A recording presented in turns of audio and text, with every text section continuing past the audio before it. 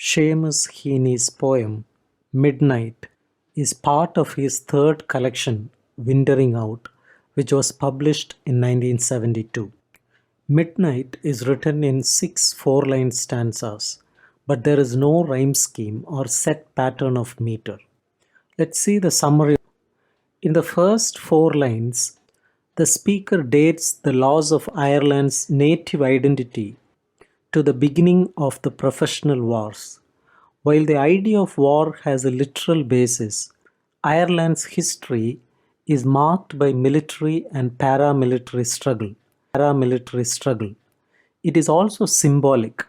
In much of Heaney's work, Ireland is characterized in female form, through images of present-day and mythical women, through fertility metaphors, and through reflections on ancient Ireland's goddess cult as through the mummified bog people sacrificed in Earth Mother rituals. In Midnight, the speaker views Ireland's lost identity as the result not of decay but of ravishment, of the rape that war symbolizes. That it is professional war reveals more disturbing. While violence is as much a part of human nature as a wolf's nature, professional violence suggests a perversion of the natural impulse, a transformation of violence into contractual obligation and conscious opportunism. When a wolf kills its prey, it does so instinctively. A professional soldier, on the other hand, kills for more abstract reasons: duty, patriotism, and perhaps a paycheck. Yet while this unnatural process takes its toll, there are signs nature has its way of fighting back. The corpses produced by war turn to carrion, proving that nature in the end may transcend even the most unnatural human endeavors. The poem's main symbol for the ravishment of Ireland is the loss of Ireland's native wolf. At one time, the packs caught Parkland and Moor. Now they are extinct on the island, and with them, Ireland has lost a degree of the natural beauty and freedom once endemic to the country. It is important that the last wolf was killed by a quaker buck. The noun here, refers simply to a high-spirited young man and perhaps a dandy and his dogs.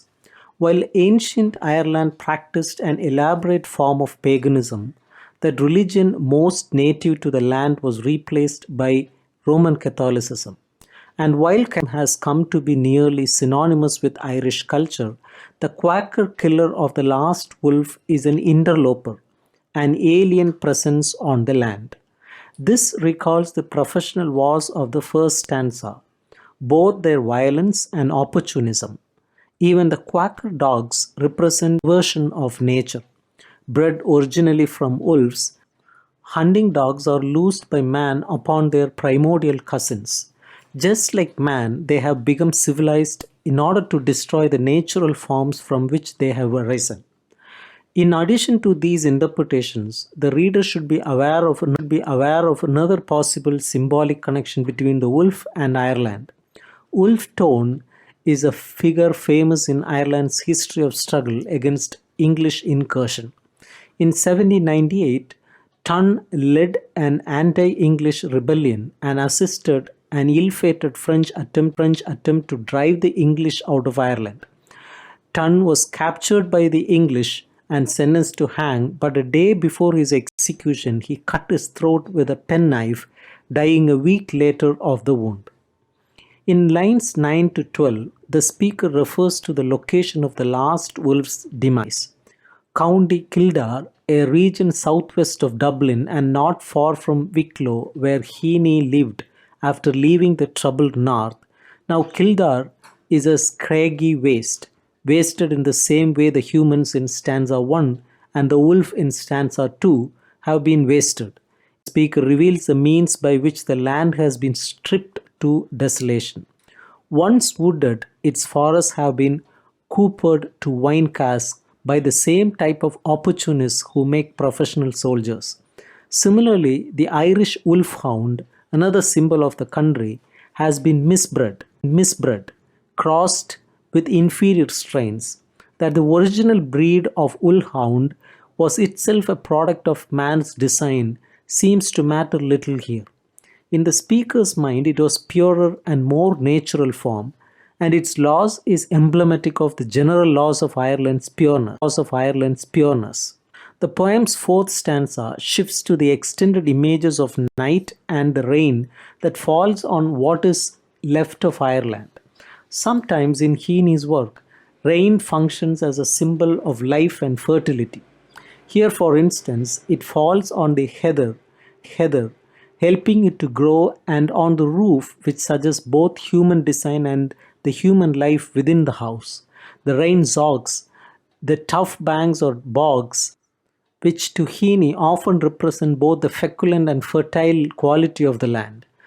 But the rain also falls on the dead, outcroppings that have emerged as a result of deforestation, the bare boughs of lifeless trees, and the empty dens of the lost wolves.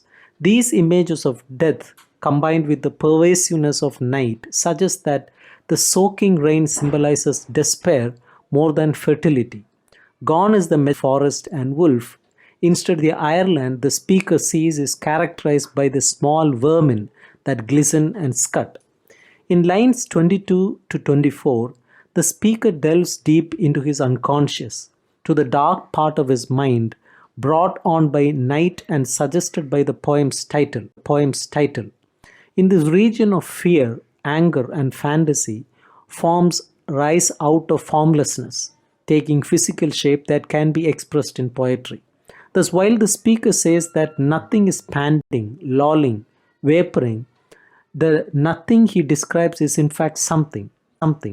It is a wolf seen not in the objective light of reason, but in dreamlike terms of the unconscious. The speaker sees the wolf's breath in the wet air, the animal's relaxed and indolent matter, a menacing image, but one which the speaker identifies with his own feelings. If the wolf represents the animal spirit of Ireland, its buried and ravished nature, then it also represents a part of the Irish poet's identity.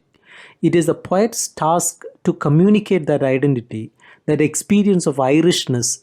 Yet for the Irish people, there is a particular paradox. While Heaney, like nearly every poet in Ireland today, writes in English, his country's native language is Irish. During the English rule of Ireland, the native Irish tongue was banned from use, the poem's final example of ravishment. The result was a uniquely Irish brand of English, a sensual and versatile language in literature by the likes of Yeats and Joyce. Yet to some, the Anglo-Irish language might seem equivalent to the crossing of the Irish wolfhound with inferior strains, a civilized attempt to rob Irish poetry of what was once native to it. Thus, like the hunting dogs of stanza 2, the poet's tongue is leashed in his throat, unable to roam according to natural inclination. This leashing seems a violent and disturbing metaphor. In the sense just described, the violence is on the part of civilized man. It is he who does the leashing.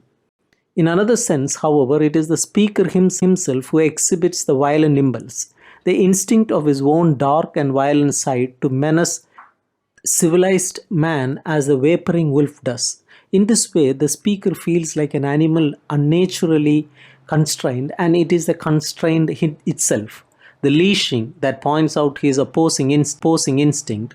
This is an assessment of man's violent nature that occurs in different forms throughout Heaney's work.